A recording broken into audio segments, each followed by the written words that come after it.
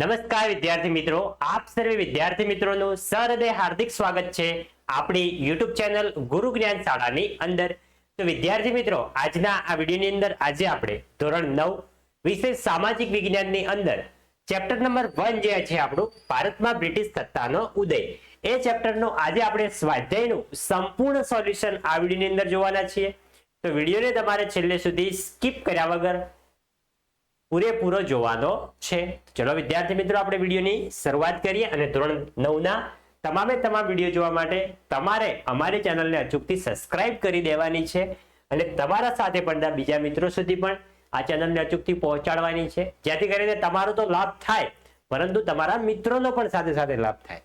પ્રશ્ન 1 કે નીચેના પ્રશ્નોના ટૂંકમાં જવાબ આપો. એમાં પહેલો કે યુરોપિયન પ્રજાને ભારત આવવાનો જળમાર્ગ શોધવાની ફરજ પડી. વિધાન સમજાવવાનું છે કે ફરજ પડી તો કેમ પડી.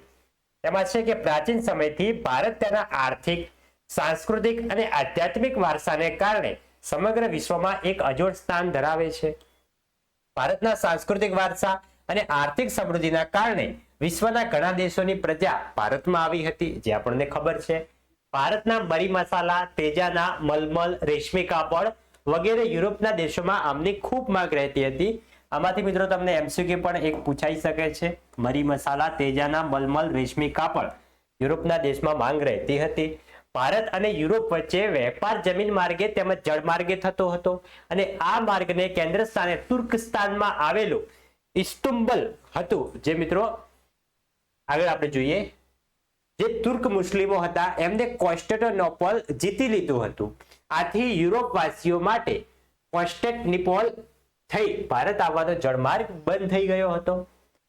યુરોપવાસીઓ મરી મસાલા વગર ચાલે તેમ ન હતું. આથી નવો જળમાર્ગ શોધવાની શરૂઆત ઊભી થઈ, કારણ કે જે વચ્ચે મિત્રો મેઇન સેન્ટર આવતું હતું, જે તુર્કીનું કોન્સ્ટેન્ટિનોપલ હતું, એ મિત્રો તુર્ક મુસલમાનોએ જીતી લીધું હતું. બીજો કે ડેલહાઉસીએ કયા કયા સુધારવાદી કાર્યો કર્યા હતા, તેનો મિત્રો સંપૂર્ણ ટોપિક વાઇઝ તમને જવાબ આપેલો છે. તમે પણ તમારા ચોપડાની અંદર લખો તો આવી રીતે મિત્રો તમારે ટોપિક પાડીને લખવાનું છે. એક એક મુદ્દાનો ટોપિક પાડીને લખવાનું છે, જેથી કરીને મિત્રો જો તમે અત્યારથી ચોપડાની અંદર આવી રીતે ટોપિક પાડીને પ્રશ્નો જવાબ લખવાનો પ્રેક્ટિસ કરશો તો પરીક્ષાની અંદર પણ તમે આવી રીતે લખશો તો તમારા જે પણ શિક્ષક હશે એ તમારા પ્રશ્નનો જવાબ સારો લાગશે, સાચો લાગશે તો તમારો એક પણ માર્ક્સ કટ થવાની શક્યતા નથી. નેક્સ્ટ આગળ વધીશું. આગળ પણ મિત્રો જોઈ શકો છો આ ટોપિક આગલા પ્રશ્નો છે. ત્રીજો જોઈએ કે વેલેસ્લીની સહાયકારી યોજનાની મુખ્ય શરતો કઈ કઈ હતી. તો કંપનીની પરવાનગી વિના રાજ્ય અન્ય રાજ્ય સાથે યુદ્ધ કે સંધિ કરી શકશે નહીં. બીજી હતી કંપની સરકાર તાલીમ પામેલું સૈન્ય યોજના સ્વીકારવાના રાજ્યને આપશે. બીજો, આ સૈન્ય રાજ્યના આંતરિક અને બાહ્ય આક્રમણથી રાજ્યનું રક્ષણ કરશે. ત્રીજો, તેના બદલામાં યોજના સ્વીકારનાર રાજાએ લશ્કરી ખર્ચ અથવા તેટલી આવક ધરાવતો પ્રદેશ અંગ્રેજોને આપવો પડશે. રાજ્યના દરબારમાં એક અંગ્રેજ પ્રતિનિધિ રાખવો પડશે. અન્ય વિદેશીને પોતાના રાજ્યમાં નોકરીએ રાખવો નહીં.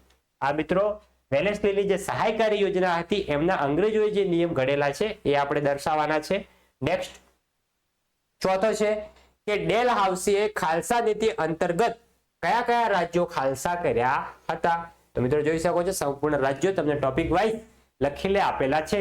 તમારે વિડીયો સ્ટોપ કરી પ્રશ્નના જવાબ વાંચી લેવાના છે અને મિત્રો તમારે સ્વાધ્યાય કેવી રીતે લખવાનું છે તો તમને યાદ રહી જાય, તમારી તૈયારી પણ થઈ જાય અને પરીક્ષાની અંદર તમને આ પ્રશ્નનો જવાબ આવડી શકે. તો તમારે પહેલા તો આ વિડીયો સંપૂર્ણ સ્કીપ કર્યા વગર પૂરેપૂરો વિડીયો શાંતિથી ધ્યાનથી બેસીને જોઈ લેવાનો છે. પછી તમે ચોપડો અને પેન લઈ સ્વાધ્યાયના જવાબોના પ્રશ્નોના જે જવાબો છે એ જાતે લખવાનો ટ્રાય કરવાનો છે. જેટલું આવડે એટલું જાતે લખવાનું છે. પછી એકવાર ફરીથી આ વિડીયો જોવાનો છે. પ્રશ્નોના જવાબો તમારે ટેલી કરી લેવાના છે. પછી જે પ્રશ્નના જવાબો તમને ખોટા પડ્યા હોય અથવા ના આવડ્યા હોય એ તમે વિડીયો જોઈ ફરીથી લખી શકો છો, તો જ તમારી તૈયારી થશે. બાકી બેઠે બેઠે સ્વાધ્યાય લખવા જશો તો કોપી પેસ્ટ થશે, એમાં તમને જ નુકસાન થવાનું છે. નેક્સ્ટ પ્રશ્ન 2 કે નીચેના પ્રશ્નના જવાબ મુદ્દાસર લખો. પહેલો, પ્લાસીના યુદ્ધની ટૂંકમાં માહિતી આપો. પ્લાસીના યુદ્ધ વિશે આપણે જણાવવાનું છે. તમારા ચોપડીની અંદર પેરેગ્રાફ આખો એક અલગ આપેલો છે પ્લાસીના યુદ્ધ વિશે, એ પહેલા સંપૂર્ણ વાંચી લેવાનો છે. એ તમને તમારા વર્ગ શિક્ષકે ચલાવ્યો છે સારી રીતે. બંગાળમાં સિરાજ ઉદ દૌલાનું શાસન હતું. તેના ઉતાવળિયા સ્વભાવને કારણે રાજ્યમાં તેના કેટલાક વિરોધીઓ હતા. આ તમને મિત્રો સંપૂર્ણ વિસ્તૃતમાં જવાબ છે. તમારે વિડીયો સ્ટોપ કરીને જવાબ શાંતિથી વાંચી લેવાનો છે અને મગજમાં ઉતારવાનો છે. નેક્સ્ટ આગળ વધીશું. આગળ પણ જોઈ શકો છો, આગળ પણ ટોપિક કન્ટિન્યુ છે પ્લાસીના યુદ્ધ વિશે. બીજો જોઈએ કે કંપની શાસનની ભારત પર થયેલી આર્થિક અસરો જણાવો. જે કંપની શાસન હતું એના લીધે જે ભારતના દેશી રાજ્ય રજવાડા હતા એમના પર શી અસર થઈ હતી એના વિશે આપણે માહિતી આપવાની છે. તો જોઈ શકો છો તમે, એમના વિશે સંપૂર્ણ માહિતી આપવાની છે કે કંપનીના અન્યાયથી મહેસૂલથી નીતિને ભારતનો ખેડૂત પાયમાલ અને દેવાદાર બની ગયો હતો. જોઈ શકો છો. આ ઉપર મિત્રો એક ફિલ્મ પણ બનેલી છે લગાન, જે તમે બધાએ જોયેલી હશે. ભારતના હુન્નર ઉદ્યોગને કચડી નાખવા વિવિધ અયોગ્ય રીત રસમ અપનાવી હતી. નેક્સ્ટ આગળ વધીશું. આગળ છે ત્રીજો કે કંપનીની શાસનની ભારત પર થયેલી સામાજિક અસરો જણાવો. કંપની શાસનના લીધે ભારત પર શી અસરો થઈ હતી એની આપણે અસરો જણાવવાની છે. જોઈ શકો છો સંપૂર્ણ ટોપિક વાઇઝ તમને પ્રશ્નનો જવાબ લખેલો છે. તમારે વિડીયો સ્ટોપ કરી પ્રશ્નનો જવાબ ધ્યાનથી વાંચી લેવાનો છે. હવે આપણે નેક્સ્ટ આગળ વધીશું.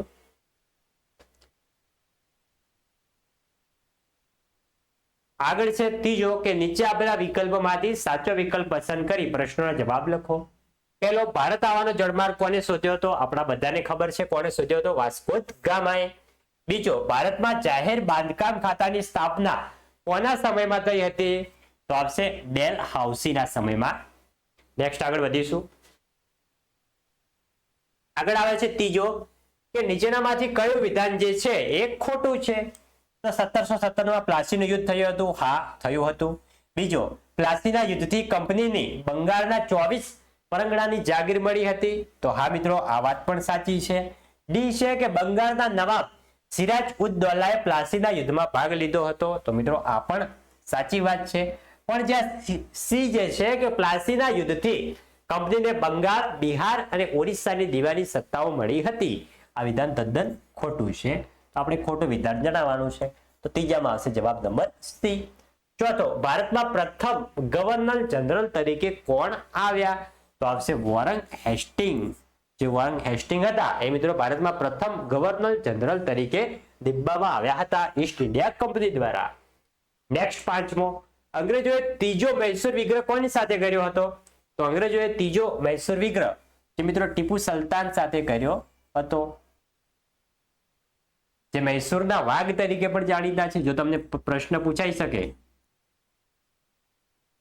કે મૈસૂરના વાઘ તરીકે કોણ જાણીતા છે, તો મિત્રો આપણે જવાબ લખી શકીએ કોણ? ટીપુ સુલતાન.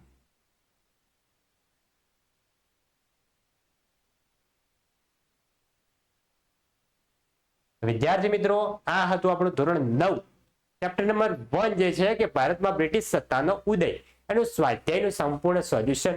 વિદ્યાર્થી મિત્રો, વિડીયો સારો લાગ્યો હોય વિડીયોને લાઈક કરીને જજો અને નેક્સ્ટ તમારે કયા વિષયના સ્વાધ્યાયનો વિડીયો જોવે છે એ પણ કમેન્ટ કરજો, જેથી કરીને તમારા માટે અમે તે વિડીયો વહેલામાં વહેલી તકે લાવી શકીએ. મળીશું આવનાર વિડીયો સાથે. ત્યાં સુધી આવજો. જય હિન્દ, જય ભારત.